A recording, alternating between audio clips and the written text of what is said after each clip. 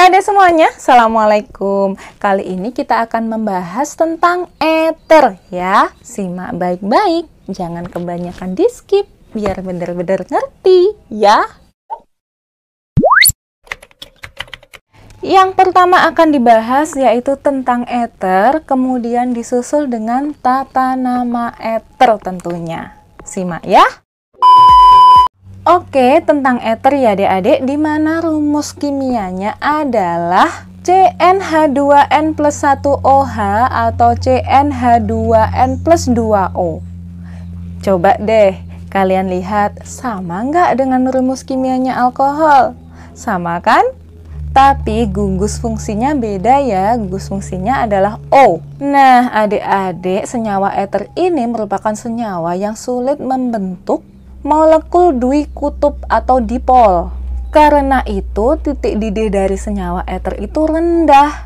Malah dia hampir sama dengan titik didihnya senyawa alkana loh. Nah, senyawa ether itu mudah sekali menguap, akan tetapi uapnya lebih berat daripada udara. Uniknya adik-adik, senyawa ether ini dalam bentuk cairnya antar molekul ether yang satu dengan yang lainnya itu tidak saling berikatan loh. Unik ya. Kemudian, senyawa ether itu mudah sekali terbakar.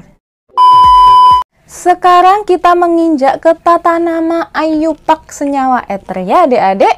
Di sana tulisan yang aku kasih warna merah itu ya cara penamaan secara IUPAC. Nanti kita pakai kata oksi ataupun ana, alkoksi, alkana. Penamaan senyawa ether secara IUPAC yang pertama adalah cari induknya seperti biasa ya, di mana induknya ini harus mengandung gugus fungsi O, rantainya paling panjang dan paling banyak cabang. Seperti biasa ya. Langkah yang kedua adalah cari cabangnya, di mana yang dimaksud dengan cabang adalah rantai atau atom lain yang ada di luar dari rantai induknya. Kemudian langkah yang ketiga, beri nomor, di mana penomorannya dimulai dengan atom C yang paling dekat dengan gugus O. Nah, penulisan namanya ini yang rantai pendek kalian sebut sebagai alkoksi, kalian namai aja oksi, sedangkan rantai yang panjang kasih nama ana atau alkana. Nah, untuk urutannya yang pertama nomor alkoksinya berapa, disusul dengan nama alkoksinya. Selanjutnya adalah nomor cabangnya, kemudian disusul dengan nama cabangnya. Seperti biasa kalau nama cabang ini harus urut abjad ya adik-adik. Kemudian disusul dengan rantai induknya. Nah, rantai induk ini harus berakhiran dengan kata-kata ana. Gitu ya. Kemudian adik-adik seperti biasa aku ingatkan lagi ya untuk penulisannya, jika huruf ketemu huruf jangan dikasih spasi. Jika angka ketemu angka pisahkan dengan tanda koma. Jika huruf ketemu angka maka pisahkan dengan tanda strip ya. Nah adik-adik, ini contoh soal yang pertama ya. Langkah yang pertama kalian cari rantai induknya, di mana rantai induk harus mengandung gugus fungsinya, di mana gugus fungsinya adalah O. Kemudian syarat yang kedua adalah rantainya harus yang paling panjang.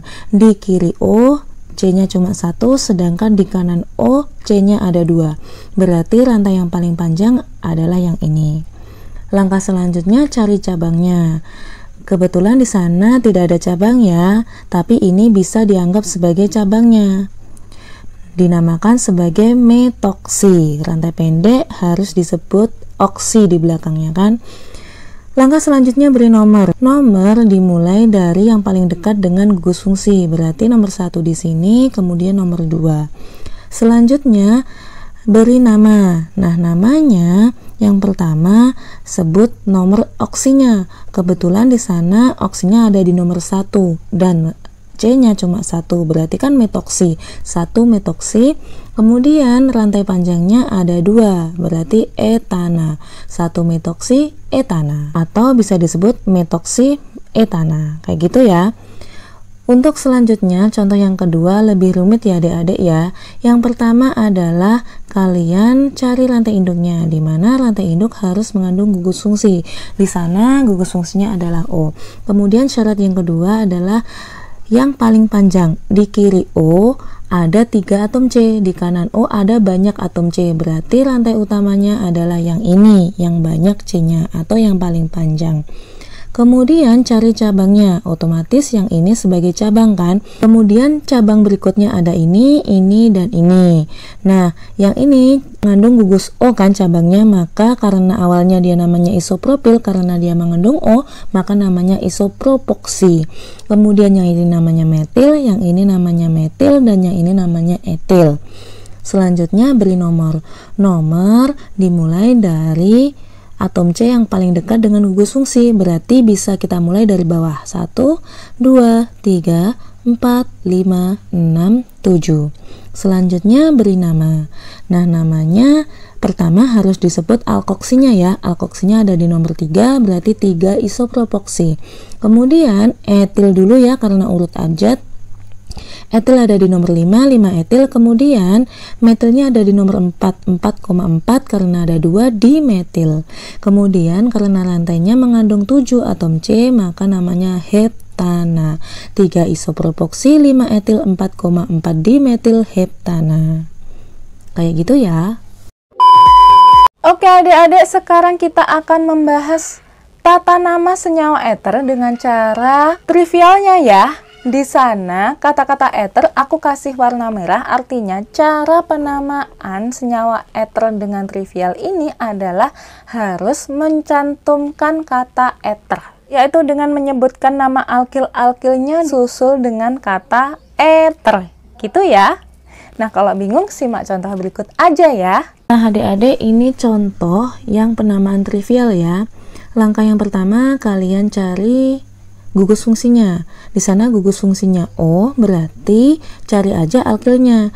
Di sini ada alkil, di sini juga ada alkil. Yang ini namanya metil dan yang ini namanya etil. Nah, penamaannya kan alkil, alkil, eter. Maka di sini sesuai abjad etil dulu ya yang disebut.